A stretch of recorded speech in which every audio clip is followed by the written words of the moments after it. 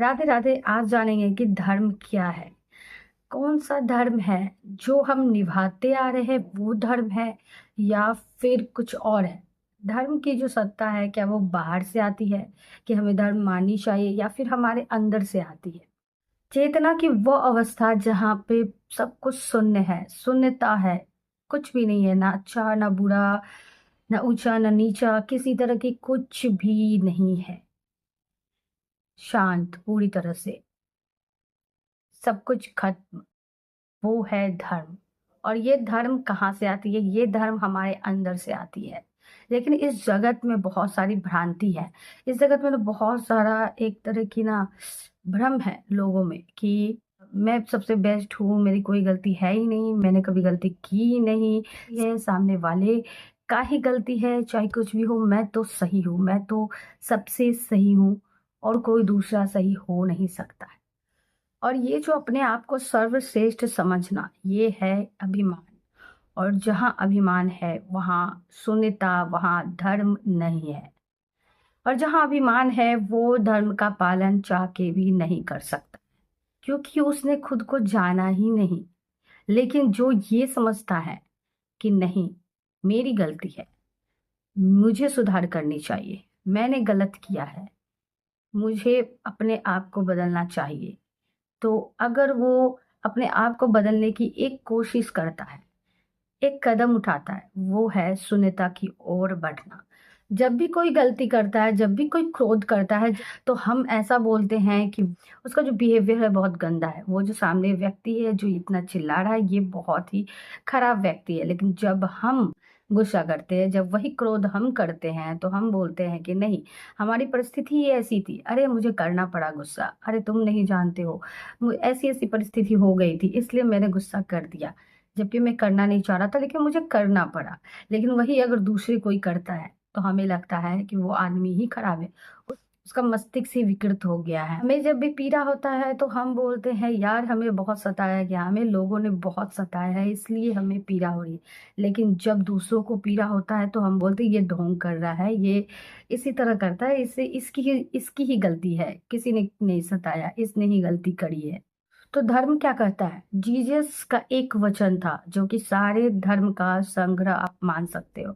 कुरान हो, पुराण हो, वेद हो, गीता जी हो, कुछ भी हो, सभी का आप इकट्ठा एक वचन में आप समझ सकते हो जो जीसस ने कहा। और जीसस ने कहा आप जो भी चाहते हो अपने बारे में, आप चाहते हो कि जैसा बिहेव मेरे साथ, जैसा ट्रीट मेरे साथ किया जाए, तो आप वैसा ही ट्रीट दूसरों के साथ करें। अगर आप गुस्सा होते हो तो आप चाहते हो कि सामने वाला समझ जाए कि आपकी परिस्थिति ही ऐसी, आपको गुस्सा करना पड़ा, तो आप भी दूसरों के बारे में ऐसा ही सोचें। जब आप कुछ गलत करते हो तो जितनी दफा आप अपने आप को माफ करते हो, उतने ही मौके दूसरे को भी दो। अगर आप कुछ भी करते हो और आपको लगता है कि आप अपने लिए आप कई दफा माफ करते जाते हो, 1000 बार, लाख बार, लाख बार, तो आप उतनी ही दफा दूसरों के लिए भी रखे, उतनी ही दफा आप दूसरों को भी मौके दे। जितना न्याय आप खुद के साथ करते हो उतना ही न्याय का मौका दूसरों को भी दे। जितना आप खुद के गुस्सा होने पर अपने आप को बोलते हैं कि हमारी परिस्थिति ऐसी थी, वैसे ही जब दूसरा कोई गुस्सा करे तो आप उसे भी मौका दे, आप उसे भी समझे कि उसकी परिस्थिति ऐसी रही होगी। जब वो गुस्सा करे तो आप कहो हाँ यार तेरी परिस्थिति भी ऐसी रही होगी। क्योंकि जब तक आप ये नहीं करोगे, आप दूसरों को ही गलत सोचते रहोगे, दूसरों को ही गलत मानते रहोगे, तो आप खुद को सबसे बेस्ट समझ रहे हो, आप सर्वश्रेष्ठ समझ रहे हो, अभिमान आपके अंदर आ रहा है। आप जिस दिन ये सोच लेते हो ना कि जैसा हम खुद के साथ चाहते हैं वैसा ही दूसरों के साथ भी करें, तो इसके अलावा और कुछ करने की जरूरत ही नहीं है। आप जागरूक हो चुके हैं, आप जानने लगे हो, खुद को समझने लगे हो। और जिस दिन कोई चिल्ला चिल्ला कर गुस्सा कर रहा हो, बहुत चिल्ला चिल्ला कर बोल रहा हो, और उस दिन आप ये नहीं सोचते हो कि वो आदमी ही खराब है इसलिए ऐसे चिल्ला रहे, आप उस दिन ये सोचते हैं शायद उसकी परिस्थिति ऐसी रही होगी, तो उस दिन एक अलग ही अनुभव होगा, एक अलग सा अनुभव जिसे व्यक्त नहीं किया जा सकता है। वही आपकी आत्म जागृति का पहला कदम होगा। और इसके बाद कुछ जानने के लिए भी बचता नहीं है, क्योंकि आपने खुद को जान लिया है।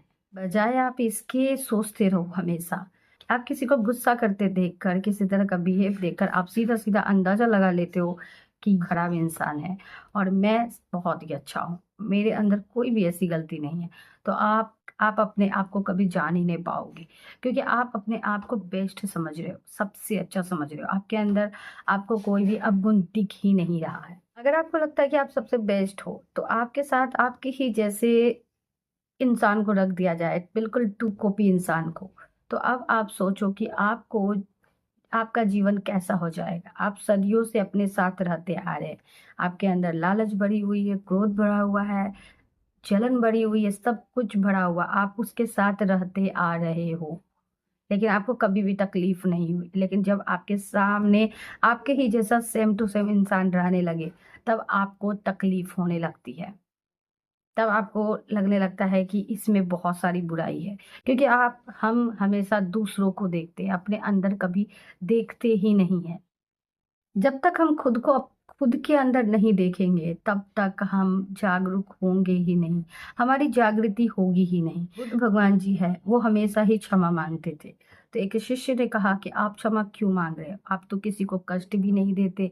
तो उन्होंने कहा कि मैं कष्ट नहीं दे रहा हूँ, फिर भी लोगों को चोट तो पहुंच रही होगी, क्योंकि मुझे पहले के दिन याद है जब लोग मुझे चोट नहीं पहुंचाते थे, लेकिन फिर भी मुझे चोट पहुंच जाती थी। यानी मेरा यहाँ सिर्फ होना ही इस बात का प्रूफ है कि मैं लोगों को चोट पहुंचा रहा हूँ। तो शिष्य ने फिर कहा कि आप कारण नहीं हो। तो बुद्ध जी ने कहा, हाँ मैं कारण नहीं हूँ, लेकिन मैं निमित्त हूँ, मैं माध्यम हूँ। मेरे होने मात्र से ही चोट पहुंच रही है लोगों को, इसलिए मैं क्षमा मांगता हूँ। उन्होंने जो कहा कि हम जब अज्ञान में थे, तब अज्ञान का मुझे ज्ञान है कि जब कोई हमें चोट नहीं पहुंचा रहा था, फिर भी हम चोट खुद को पहुंचा रहे थे। ऐसा बहुत सारा भ्रम पैदा कर लेते हैं हम कि वो हमारे लिए षड्यंत्र रच रहा है, वो हमारे लिए ये कर रहा है, साजिश कर रहा है, पूरी दुनिया पड़ी हुई है पीछे, पूरी दुनिया हमें सता रही है, पूरी दुनिया लगी हुई है हमारे पीछे, और हमें ऐसा लगता है कि वो चोट पहुंचा रहा है। पूरी दुनिया में एक हम ही इनोसेंट है, क्योंकि हमें ही सताया जा रहा है। हमें ऐसा लगता है कि हमारी कोई गलती है ही नहीं, हमेशा सामने वाली की ही गलती, हमेशा सामने वाला का ही गलती होता है। हमेशा हम उन्हीं को गलत समझते हैं कि उसने ही ऐसा किया है। हम कभी अपने आप की गलती नहीं देखते हैं, हम कभी अपने आप को जानने की कोशिश नहीं करते हैं। हम अपने आप को हमेशा बचाने पे लगे रहते हैं कि हमारी गलती नहीं है, दूसरों की गलती है। अपनी गलती ना देखकर अपने आप को कभी जान ही नहीं पाते हैं।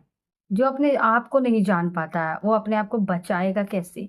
धर्म तो यही कहता है कि पहले आप खुद को देखें कि आप क्या कर रहे हो, आप कैसे किसी को चोट पहुंचा रहे हो।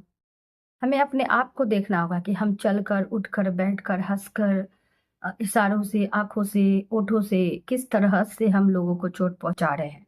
अगर हम पहुंचाते हैं तो हम अपने आप को ये कहते हैं कि ये तो हमारा स्वभाव है, ये तो मेरा लक्षण ही है, ये तो ये मैं ऐसी ही हूँ, ये कहकर हम टाल देते हैं।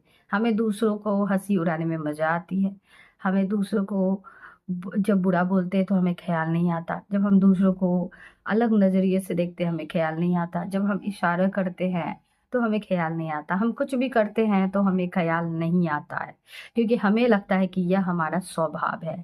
लेकिन वही चीजें जब हम दूसरों को देखते हैं करते हुए, तो हमें लगता है नहीं, वो इंसान खराब है। क्योंकि हम हमेशा से चाहते हैं कि लोग जो सामने है ना, वो गलत है, वो हमसे दब कर रहे, क्योंकि हम सर्वश्रेष्ठ हैं। हम जब तक दबाते नहीं है ना, तब तक हमें एहसास नहीं होता है कि हम हैं। हमारा वजूद तभी होता है जब हम किसी को दबाते हैं। लेकिन धर्म का सही पालन वही करता है जो खुद को समझता है, जो खुद के अंदर झांकता है, जो खुद की गलती को भी देखता है, ना कि सिर्फ और सिर्फ दूसरों को। वो खुद के लिए भी देखता है, अपनी जगह खुद को रख कर दूसरों को रख कर देखता है, और दूसरे की जगह खुद को रख कर देखता है। तो असली में धर्म का पालन वही करता है जो अंदर से जगा हुआ है, जो एकदम शून्यता पे है, ना किसी को अच्छा समझ रहा है, ना किसी को बुरा समझ रहा है, गलत नहीं समझ रहा है, किसी को सही नहीं समझ रहा है। बस वो खुद के अंदर अपने आप को इम्प्रूवमेंट करने पे लगा हुआ है। असली धर्म का पालन वही कर रहा है। असली धार्मिक इंसान वही है जो खुद को जान लिया है। वीडियो देखने के लिए धन्यवाद।